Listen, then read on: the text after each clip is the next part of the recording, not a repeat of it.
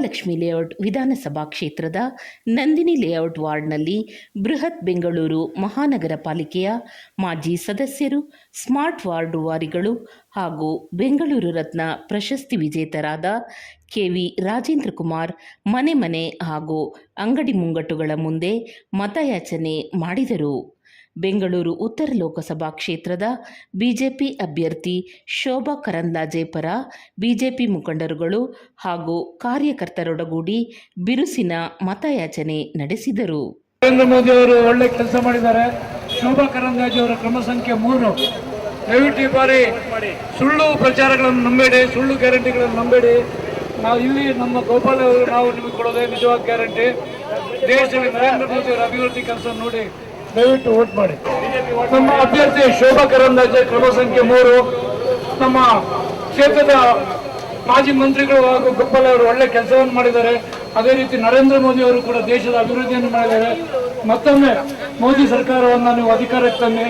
ಯಾವುದೇ ಒಂದು ಫಾಲ್ಸ್ ಗ್ಯಾರಂಟಿಗಳನ್ನು ನಂಬೇಡಿ. ನಮ್ಮ ಮೋದಿ ಕೊಡುವ ಗ್ಯಾರಂಟಿ ನಿಜವಾದ ಗ್ಯಾರಂಟಿ. ದಯವಿಟ್ಟು ನರೇಂದ್ರ ಮೋದಿ ಅವರಿಗೆ ವೋಟ್ ಮಾಡಿ ಮತ್ತೊಮ್ಮೆ ಮೋದಿ ಸರ್ಕಾರವನ್ನು ಅಧಿಕಾರಕ್ಕೆ ತನ್ನಿ. ನಾವು ಕಳೆದ 10 ದಿವಸದಿಂದ ಮನೆ ಮನೆಗೆ ಮತಯಾಚನೆ ಅಭಿಯಾನ ಮಾಡಿಕೊಂಡಿದ್ದೀವಿ. ನಮ್ಮ ಬಡಾವಣೆಯಲ್ಲಿರುವ ಪ್ರತಿ ಬೂತಲ್ಲಿರುವ ಪ್ರತಿ ಮನೆಗಳಿಗೂ ನಾವು ಹೋಗಿ ಮತದಾರರನ್ನು ನರೇಂದ್ರ ಮೋದಿ ಮಾಡಿರೋ ಕೆಲಸಗಳು ಹಾಗೂ ಗೋಪಾಲ ನಮ್ಮ ಕ್ಷೇತ್ರದಲ್ಲಿ ಮಾಡಿರುವ ಅಭಿವೃದ್ಧಿ ಕೆಲಸ ಬಗ್ಗೆ ಜನರಿಗೆ ತಿಳುವಳಿಕೆ ನೀಡಿ ಈ ಬಾರಿ ಮತವನ್ನು ಅತಿ ಹೆಚ್ಚಿನ ಮತ ಸಂಖ್ಯೆಯಲ್ಲಿ ಶೋಭಾ ಕರಂದ್ಲಾಜೆಯನ್ನು ಗೆಲ್ಲಿಸಬೇಕು ಹಾಗೂ ಮೋದಿಯವರ ಕೈ ಮತ್ತೊಮ್ಮೆ ಬಲಪಡಿಸಬೇಕು ಅಂತೇಳಿ ನಾವು ಜನರಲ್ಲಿ ಕೇಳ್ಕೊತಾ ಇದ್ದೀವಿ. ಜನರು ಉತ್ತಮ ಸ್ಪಂದನೆ ನೀಡ್ತಾ ಇದ್ದಾರೆ. ಕಳೆದ ಬಾರಿಗಿಂತ ಈ ಬಾರಿ ನಮಗೆ ಹೆಚ್ಚಿನ ಮತಗಳನ್ನು ನಮ್ಮ BJP ಮಹಾಲಕ್ಷ್ಮಿ ಬಡಾವಣೆಯಿಂದ ಗೆಲ್ತದೆ. ಅದರಲ್ಲಿ ನಂದಿನಿ ಬಡಾವಣೆಯಲ್ಲೂ ಕೂಡ ಅತಿ ಹೆಚ್ಚಿನ ಮತಗಳಿಂದ ನಮ್ಮನ್ನು ಗೆಲ್ಲಿಸ್ತಾರೆ ಅಂತೇಳಿ ನಮಗೆ ನಂಬಿಕೆ ಇದೆ. ಇಡೀ ರಾಜ್ಯದಲ್ಲಿ 28 ಕ್ಷೇತ್ರ BJP ಗೆಲ್ಲುವ ವಿಶ್ವಾಸವನ್ನು ವ್ಯಕ್ತಪಡಿಸ್ತಾ ಇದೆ. ತಾವು ಮಹಾನಗರ ಪಾಲಿಕೆ ಮಾಜಿ ಸದಸ್ಯರಾಗಿ ಏನು ಹೇಳಕ್ಕೆ ಇಷ್ಟಪಡ್ತೀವಿ? 28ರಲ್ಲಿ 28 ಸ್ಥಾನ ಗೆಲ್ಲುತ್ತೆ. ಕಾರಣ ಇಷ್ಟೇ, ಮೋದಿಯವರು ಮಾಡಿರೋ ಕೆಲಸಗಳು, ಅವರ ಒಂದು ದೂರದೃಷ್ಟಿ ಎಲ್ಲ ಜನರಿಗೆ ಭಾಳ ಇಷ್ಟ ಆಗಿದೆ. ನಾವು ಎಲ್ಲೋದ್ರೂ ಕೇಳ್ತಾರೆ ಮೋದಿ ಅಂತಾರೆ ಜನ. ಇಲೆಕ್ಷನ್ ನಾವು ವೋಟ್ ಕೇಳೋ ಮೊದಲೇ ಮೋದಿ ಇದು ಇಲ್ಲಲ್ಲ. ನಾನು ಎಲ್ಲ ಕಡೆ ಸುತ್ತಾಡಿದ ಕಡೆ ಎಲ್ಲ ಕಡೆ ಇದೇ ವಾತಾವರಣ ಇದೆ. ಈ ಬಾರಿ 28ಕ್ಕೆ 28 ಬರೋದ್ರಲ್ಲಿ ಸಂದೇಹನೇ ಇಲ್ಲ.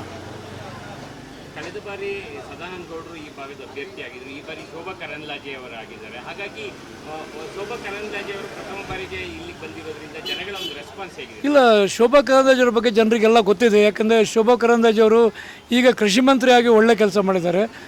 ನಮ್ಮ ರೈತ ಬಾಂಧವರಿಗೆಲ್ಲ ಅವ್ರಿಗೆ ಗೊತ್ತು. ಯಾಕಂದರೆ ಸಬ್ಸಿಡಿ ರೇಟಲ್ಲಿ ಅವರು ಕೃಷಿ ಇದನ್ನು ಕೊಟ್ಟಿದ್ದಾರೆ. ಅದೇ ರೀತಿ ಇವರು ನಮ್ಮ ಮಾಜಿ ಸಂಸದರಾದ ಸದಾನಂದ ಗೌಡರು ಕೂಡ ಭಾಳ ಒಳ್ಳೆ ಕೆಲಸವನ್ನು ಮಾಡಿದ್ದಾರೆ. ಸೊ ಜನರು ಯಾರು ಅಪಸ್ವರ ಯಾರು ಹೇಳ್ತಾರೆ, ಎಲ್ಲರೂ ಒಳ್ಳೆ ಮಾತನ್ನೇ ಹೇಳ್ತಾ ಇದ್ದಾರೆ. ಯಾರಿಗೂ ಇದಿಲ್ಲ. ಯಾಕೆಂದರೆ ಶೋಭಾ ಕರಂದ್ಲಾಜೆ ಆಗಲಿ ಅಥವಾ ಸದಾನಂದ ಗೌಡರ ಬಗ್ಗೆ ಆಗಲಿ ಎಲ್ರಿಗೂ ಒಂದು ಒಳ್ಳೆಯ ಅಭಿಪ್ರಾಯ ಹೊಂದಿದೆ. ಶೋಭಾ ಕರಂದ್ಲಾಜೆ ಅವರು ಮಹಿಳೆಯರಾಗಿದ್ದರೂ ಕೂಡ ಮಹಿಳೆಯರದು ಒಂದು ಕಾಂಗ್ರೆಸ್ ಗ್ಯಾರಂಟಿಗಳ ಕಡೆ ವಾಲಿದೆ ಅನ್ನೋ ಒಂದು ಮಾತಿದೆ. ಇಲ್ಲ, ಈ ಬಾರಿ ಆ ಕಾಂಗ್ರೆಸ್ ಗ್ಯಾರಂಟಿ ಎಲ್ಲೂ ಇಲ್ಲ. ಯಾಕೆಂದರೆ ನಾವು ಮನೆಗೆ ಹೋದಲ್ಲೆಲ್ಲ ಮಹಿಳೆಯರೇ ಇಲ್ಲ, ಈ ಸಲ ನಾವು ಆಗ್ತೀವಿ, ಕಳೆದ ಬಾರಿ ನಾವು ಮೋಸ ಹೋಗಿದ್ದೀವಿ ಅಂತ ಕೆಲವರು ಅವ್ರ ಬಾಯಿಂದಲೇ ಬಂದಿದೆ. ಯಾಕೆಂದರೆ ನಾವು ಪ್ರತಿ ಮನೆಗೆ ಹತ್ತಿದ್ದೀವಿ, ಅಲ್ಲಿ ನೋಡ್ತಾ ಇದ್ದೀವಿ, ಎಲ್ಲ ಭಾಗದಲ್ಲೂ ಹೋಗಿದ್ದೀವಿ ನಾವು. ಆ ಭಾಗದಲ್ಲಿ ಇವಾಗ ಮಹಿಳೆಯರೇ ಹೇಳ್ತಾ ಇದ್ದಾರೆ, ಇಲ್ಲ ನಾವು ಕಳೆದ ಬಾರಿ ನಾವು ಮೋಸ ಹೋಗಿದ್ದೀವಿ ಗ್ಯಾರಂಟಿಗಳನ್ನು ನಂಬಿ, ಈ ಬಾರಿ ನಾವು ಮೋಸ ಹೋಗಲ್ಲ, ಈ ಬಾರಿ ಮೋದಿಯವರನ್ನು ನಂಬಿ ಓಟ್ ಹಾಕ್ತೀವಿ ಅಂತ ಹೇಳ್ತಾ ಇದ್ದಾರೆ.